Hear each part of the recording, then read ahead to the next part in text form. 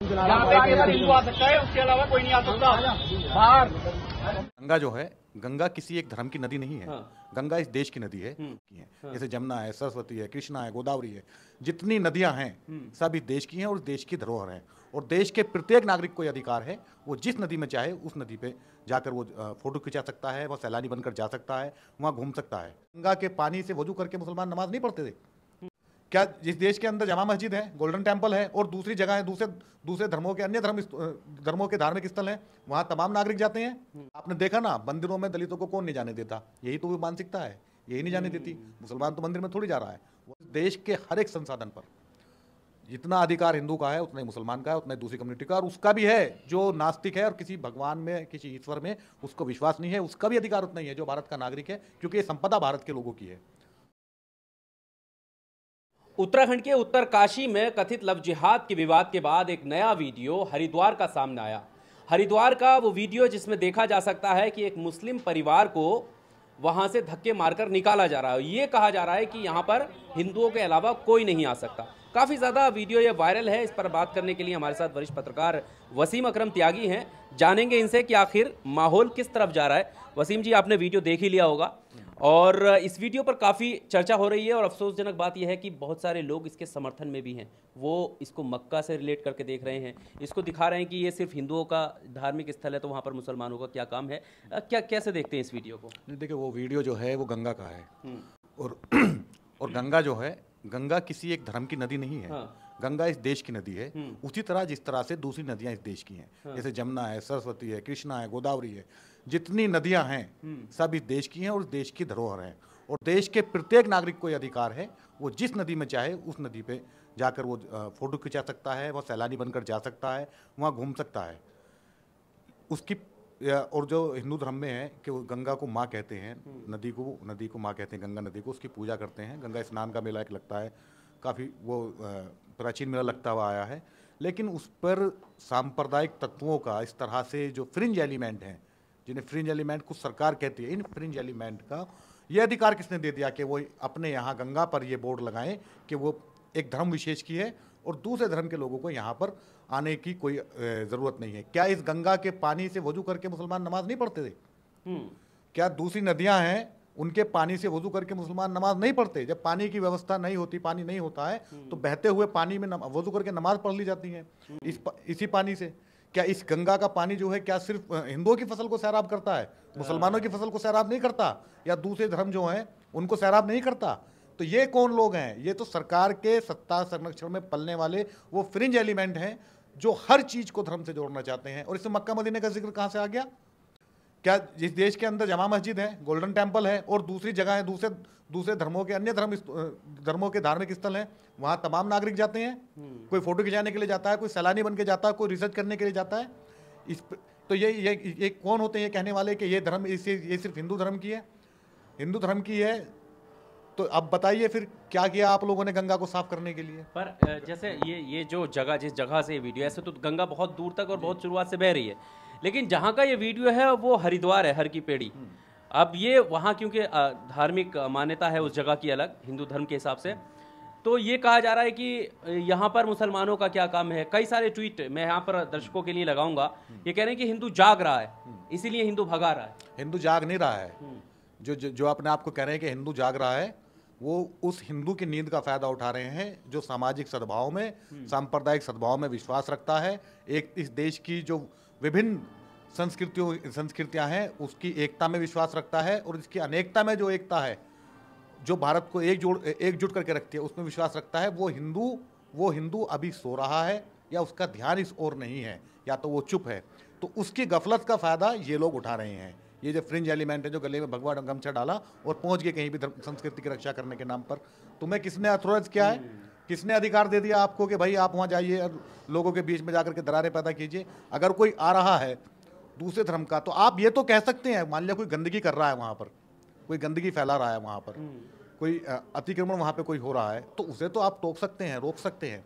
लेकिन ये कहकर भगा देना कि भाई यह तो हिंदुओं का है, ये किसने अधिकार दे दिया? क्या सरकार ने कोई ऑर्डर पास किया है?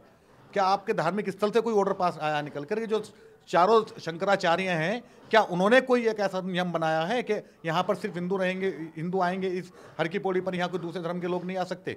तो ये तो अपने आप में हास्यास्पद है। ये लोग जो ये लोग दरअसल ये लोग अपनी कुंठित मानसिकता का प्रदर्शन कर रहे हैं। इनको ना धर्म से कोई मतलब है, ये इनकी एक खींच है।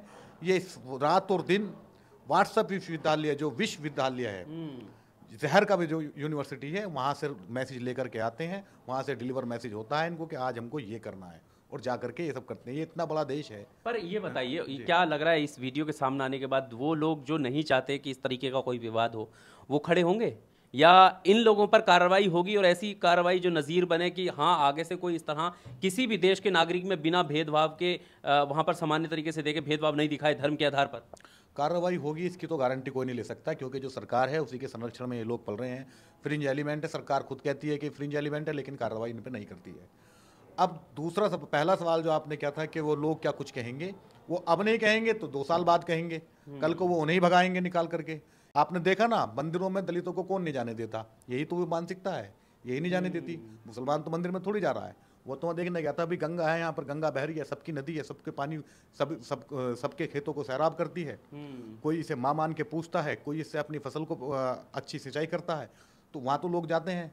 फिर कहीं पर लोगों ने, सरकार ने पर्यटन स्थल बनाया हुआ है, तो सरकार का जो, मैं तो कहूँगा कि उत्तराखंड सरकार का जो पर्यटन मंत्रालय है, वो कहे वहाँ पे बोर्ड लगाए, वो कहे कि भाई ये सिर्फ हिंदुओं की है, यहाँ पर कोई और नहीं आएगा। तब देखते हैं ये गुंडे भेज करके ये तय करेंगे कि कौन आएगा कौन नहीं आएगा। अच्छा, तमाम ऐसे जगह हैं देश में, जैसे अभी आपने नाम लिया स्वर्ण मंदिर जो अमृतसर में है, और हमारी दिल्ली की जामा मस्जिद है। तमाम जाति, समुदाय, वर्ग, धर्म के लोग वहाँ पर जाते हैं, कोई रोक टोक नहीं, क्योंकि ज़रूरी नहीं है। धार्मिक मान्यता जिनकी है वो तो नमाज़ पढ़ ही रहे हैं, लेकिन जिनकी धार्मिक मान्यता उन स्थलों के साथ जुड़ी हुई नहीं है, वो भी वहाँ पर घूमने के हिसाब से जाते हैं। दरअसल ये राष्ट्रीय धरोहर है, ये राष्ट्र की है, ये किसी एक धर्म विशेष की नहीं है। धर्म विशेष का लेवल उन पर जरूर लगा है, लेकिन वो धरोहर राष्ट्र की है। इनको संरक्षित करना राष्ट्र की जिम्मेदारी है, इनकी देखभाल करना राष्ट्र की जिम्मेदारी है। इसके अलावा भी जो लोग जहाँ पर जाते हैं, आपने देखा होगा जामा मस्जिद पे जाते हैं, गोल्डन टेम्पल में जाते हैं, बहुत से लोग तो सिर्फ इस वजह से जाते हैं कि हमें सिर्फ वहाँ फोटो खिंचाना है, सिर्फ फोटो खिंचाने की वजह से जाते हैं। आप जाकर देखिए जामा मस्जिद में, आपको वहाँ सभी धर्मों के लोग मिल जाएंगे, कोई फोटो खिंचा रहा है, कोई सेल्फी ले रहा है।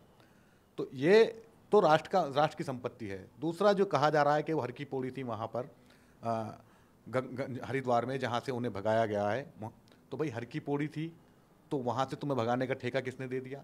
तुम्हें वहाँ पर चौकीदार रखा था क्या कि तुम जा करके वहाँ से भगा देना किसी को भी, जो देख करके चिन्हित करके कि चिन्हित करो लोगों को? ये जो आप मॉरल पुलिसिंग कर रहे हैं, ये मॉरल पुलिसिंग इस देश को बहुत बड़ा नुकसान पहुँचाने वाली है। ये खाली दिमाग है, खाली इनके हाथ है। अब उस खाली दिमाग में शैतानी खुराफात भर दी गई व्हाट्सएप यूनिवर्सिटी के माध्यम से, और वो ये जगह जगह आपको दिखने को मिल जाती है। सही होता कि जब उन्हें वहाँ पर वो 2-3 गुंडे उन्हें भगा रहे थे, वहीं के कुछ जो वहाँ पर जो लोग मौजूद थे, वो कहते कि भाई तुम कौन होते हो आखिर? उन्हें टोकने वाले तो होते। आपने देखा होगा उत्तराखंड का एक और वीडियो आया था हल्द्वानी का, उसमें कुछ असामाजिक तत्व जो थे मुस्लिम दुकानदारों की दुकानें बंद करा रहे थे उन्हें, तो वो दुकान मालिक जो था, जिसकी दुकान वो किराए पर रह रहे थे, उसमें वो हिंदू था, वो अड़ गया उनके सामने और आखिरकार उन्हें भागना पड़ा वहाँ से।